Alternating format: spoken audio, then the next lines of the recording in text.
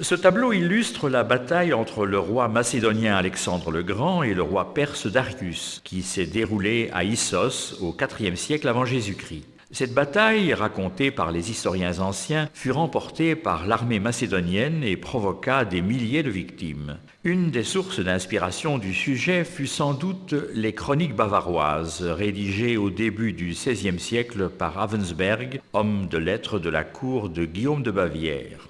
Le sujet du tableau est illustré par l'inscription latine figurant sur la plaque représentée dans la partie supérieure.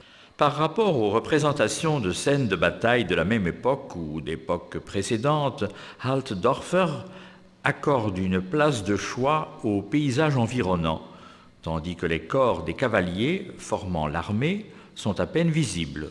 Ceux-ci portent des armures et des vêtements d'époque Renaissance, s'inspirant de l'habillement des soldats allemands du début du XVIe siècle.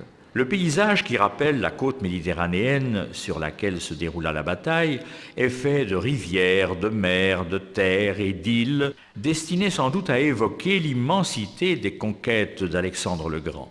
La scène se déroule au couchant, au moment où le soleil est déjà bas sur l'horizon, tandis que la lune monte. Les deux astres s'affrontent, de même qu'Alexandre et Darius, représentés au centre de la mêlée. Le char de Darius bat en retraite, tandis qu'Alexandre se précipite vers son ennemi sur son cheval légendaire Bucéphale. Au premier plan, en bas, entre les pattes des chevaux, on aperçoit les corps des hommes à terre.